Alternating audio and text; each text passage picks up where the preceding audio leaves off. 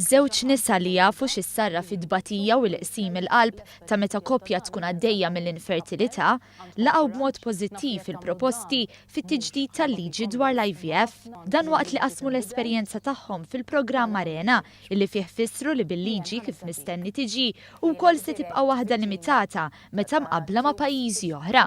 Il-liġi kif inhi bħalissa restrittiva ħafna koppji jmorru barra minn Malta. X'in rajna l-punti, ovvjament inti ġastara points għall-ewwel isek xorta ħadna qata aħna raġuni li x'in rajna 5 tista' tiffertilizza u min qed jgħid ħafna għas-suppost aħna ngħidu ftit. Bħala koppja li jinstqarret kif jiġu mumenti illi fihom ir-relazzjoni verament tkun taħt test qawwi u kontinwu. L-ewwel nies bil-mediċina kollha li tieħu il-hormones ikunu ta' taħt fuq. Jinġiel ir-raġel jgħidli all right, il-mediċina titkellem. Ngħid xi ħaġa u ovvja ma nkunx jiena.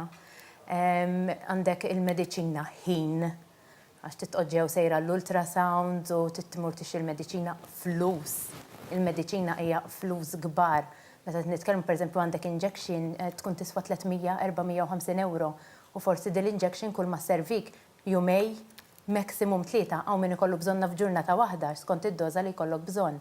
Emozzjonata rrakkuntat kif kellha problema biex iġġorri tqala tagħha sal-aħħar u nefqu mal-40,000 euro bit-tama li jsiru ġenituri. Qatt ma tista' tgħix pregnancy normali wara dak kollu li tkun għaddejt minnu fil-verità, imma konna happy ħafna u mbagħad x'in ġara li ġara tikrolla d-dinja għalik u ġifieri.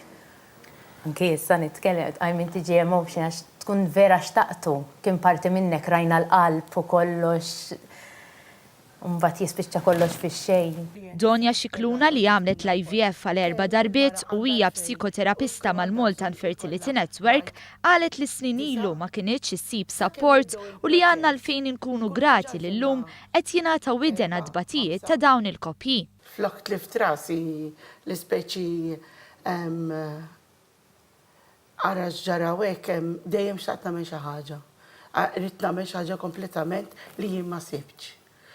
Support, jifmuni in-nies li qatt ma sibt nies li jifmuni. Mela hemm bżonn li xi ħadd jibda jifhem lil dan nies.